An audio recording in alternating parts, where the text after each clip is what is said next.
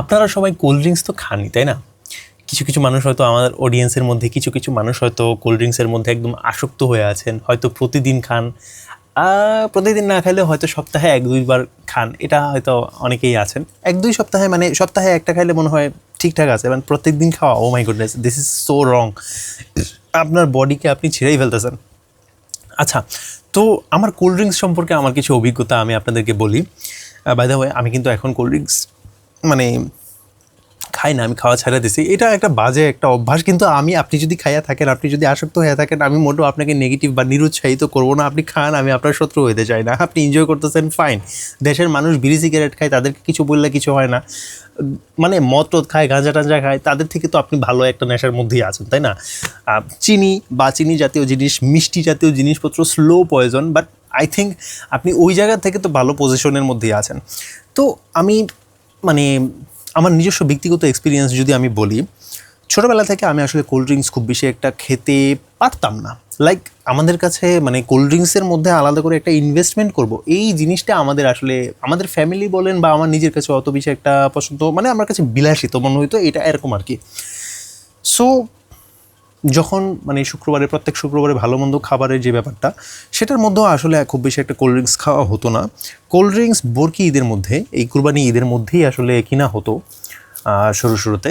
Just ওই অতটুকুই হচ্ছে সারা বছরের কোল্ড ড্রিঙ্কসের স্টক, দ্যাটস ইট। এছাড়া আর আমরা কখনোই কোল্ড ড্রিঙ্কস খাইতাম না, কখনোই না। এখন আপনার এরপরে আমি যখন কলেজ লাইফে ঢুকলাম, হোস্টেল লাইফে ঢুকলাম, ওই জায়গার মধ্যে আমার কোকের একটা নেশা তো না, লাইক কোক খাওয়ার একটা প্রচলন, ওই জায়গার মধ্যে কোল্ড ড্রিঙ্কসটা খাওয়ার প্রচলন এই হোস্টেল লাইফের মধ্যে শুরু হয়। হোস্টেল লাইফ বলতে মানে প্রতিদিন না, প্রতি সপ্তাহেও না, প্রত্যেক মাসে মাসে একদিন থাকতো যেটা খুব স্পেশাল একটা খাবার খাওয়ানো হতো।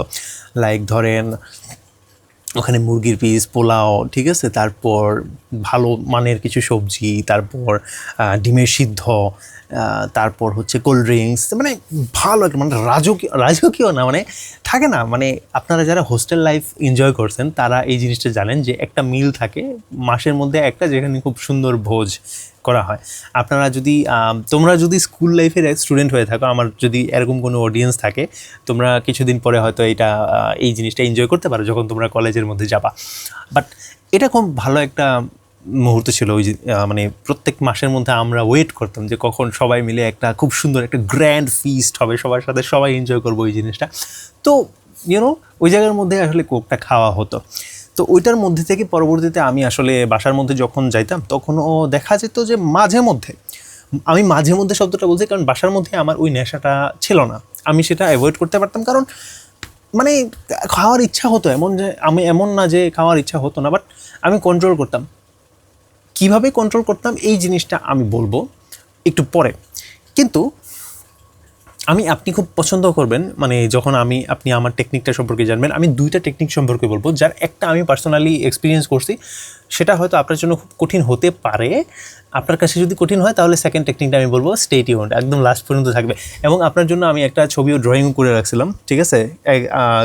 মানে যারা রেগুলার ভিউয়ার্স, আপনারা হয়তো জানেন যে প্রত্যেকদিন আমি ছবি আঁকি এবং ভিডিও লাস্টের মধ্যে আমি সেই ড্রয়িংগুলো দেখাই।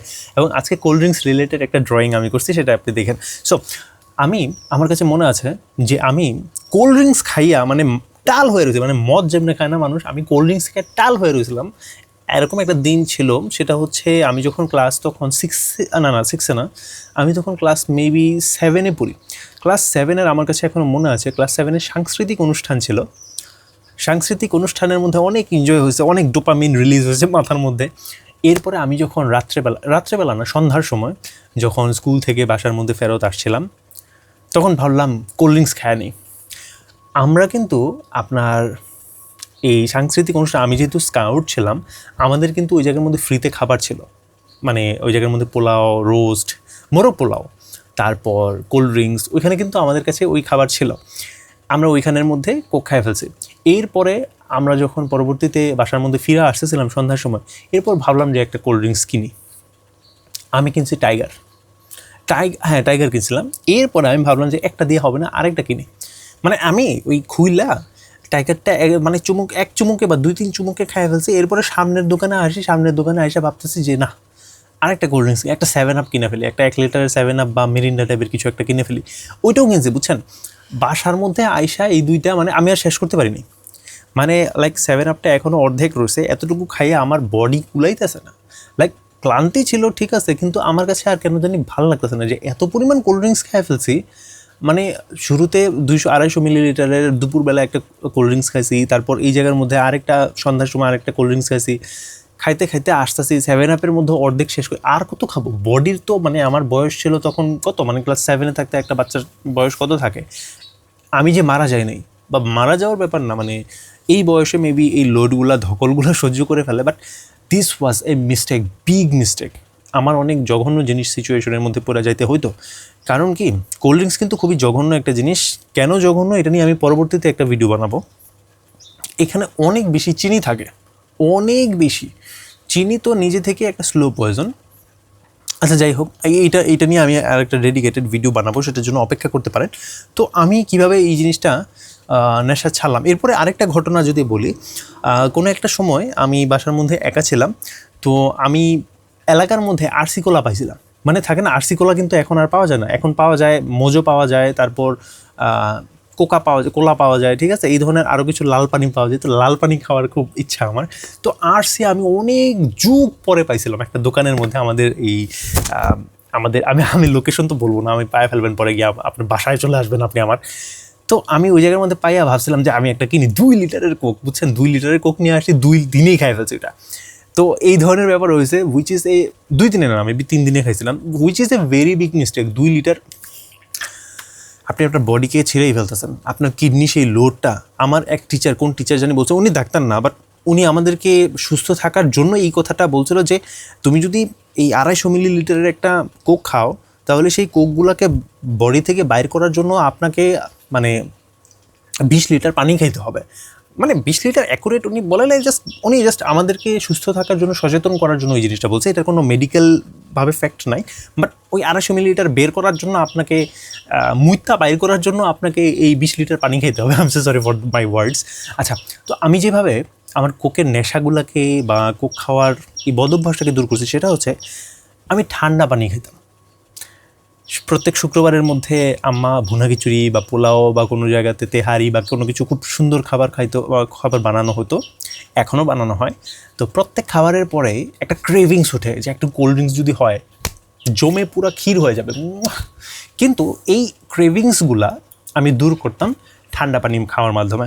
কারণ দুইটা কিন্তু সেমই মনে হয়, যে ঢকঢক করে খাইতেছেন, জিব্বার মধ্যে একটা থ্রিল, একটা ফিল হচ্ছে, ঠিক আছে, এই থ্রিলটাই কিন্তু কোকের মধ্যে হয়, বাট আরেকটু বুস্ট হয়ে, একটু পুশ হয়ে, যে ওই জায়গার মধ্যে একটু মিষ্টি লাগতেছে একদম পুরাটা। তো আপনি যদি আপনার নেশাটাকে, এই ক্রেভিংসটাকে বন্ধ করতে চান, তাহলে আপনি ঠান্ডা পানি ট্রাই করতে পারেন, কেমন। আর এটাও যদি আপনার অত বেশি একটা মজা না লাগে, তাহলে আপনি করতে পারেন কি, সোডা পাওয়া যায়, আপনি সোডা খাইতে পারেন। কিনলে কোম্পানির সোডা, আমি this is not sponsor by him, I wish তারা স্পন্সর করতো, বাট কিনলে কোম্পানির কিছু সোডা পাওয়া যায় 40 টাকা দিয়ে, মেবি 600 ml। আমি সার্চ করে আপনি দেখতে পারেন, কিনলে ওই যে পানির বোতল যায়, পানি বানায় যেটা, ওই কিনলে কোম্পানি, ওরা সোডাও বানায়, কালো রঙের প্যাকেজ করা সোডা, আপনারা ওইটা ট্রাই করতে পারেন। সোডা আর কোল্ড ড্রিঙ্কসের মধ্যে পার্থক্য হচ্ছে, কোল্ড ড্রিঙ্কসের মধ্যে অনেক বেশি চিনি থাকে, অনেক বেশি কেমিক্যালস থাকে, সোডার মধ্যে ওই কেমিক্যালসগুলো থাকে না, চিনিগুলো থাকে না, just pure carbonated water, that's it. তো এই জিনিসটা আপনার পাচন ক্ষেত্রেও ভূমিকা রাখে, এবং ওই জায়গাতে আপনার বডির মধ্যেও খুব বেশি একটা ক্ষতি করে না, just carbonated water, just child একটা ওয়াটার। বাট এটা তারপরও রেগুলার খাওয়া মোটেও উচিত না, ঠিক আছে, অতিরিক্ত কোনো কিছুই ভালো না। এই জিনিসটা আমি আগের কোনো একটা ভিডিওর মধ্যে বলছিলাম। সো আজকের দিনের ছবিটা আমি আপনাকে দেখাই। আজকের দিনের ছবি হচ্ছে এইটা, উপর থেকে কোক, তারপর নিচে গ্লাসের মধ্যে ঢালছে। আমার 1 ঘন্টা লাগছে ছবিটা আঁকতে। আসলে আমি কখনো বাবলস আঁকি নাই, তো এই জায়গার মধ্যে যে ফিজ আছে বা একটা বাবলস আছে, এই জিনিসটা ড্র করতে বা ফুটাইতে আমার অনেক সময় লাগছে, যদিও খুব মানে আহামরি ভালো করে যে ফুটাতে পারছে এরকম না, বাট আমি খুব নার্ভাস হয়ে গেছিলাম শুরুতে যে আমি কি সুন্দর করে ফুটাতে পারবো কি পারবো না, বাট আই ডোন্ট নো কেমন হয়েছে, আপনি একটু বলেন তো। আর বাই দ্য ওয়ে, এটা হচ্ছে 20তম ভিডিও, 20তম ড্রয়িং। আমি প্রত্যেক 5টা করে ড্রয়িং আমার কমিউনিটি ট্যাবের মধ্যে পোস্ট করি। তো আপনার যদি এই লাস্ট পর্যন্ত দেখার মানে সুযোগ বা ধৈর্য না থাকে তাহলে আপনি ওই কমিউনিটি ট্যাবের মধ্যে পাঁচটা করে সবগুলা ড্রয়িং আমার সবগুলো ড্রয়িং দেখতে পারবেন, 20টা ড্রয়িং সবগুলি দেখতে পারবেন। আমার কথা জড়ায় যেতেছে কারণ আমার ক্যামেরার ব্যাটারি হতেছে মাত্র 1%, আমাকে ফিনিশ করতে হবে। এর জন্য আমি জাস্ট ওইখানে তাকাইতেছি, আবার এখানে তাকাইতেছি, আমার ফোকাস চলে যেতেছে। আজকের মতো এই পর্যন্তই, গুড বাই, আসসালামু আলাইকুম রহমতুল্লাহি ওয়া বারাকাতুহু।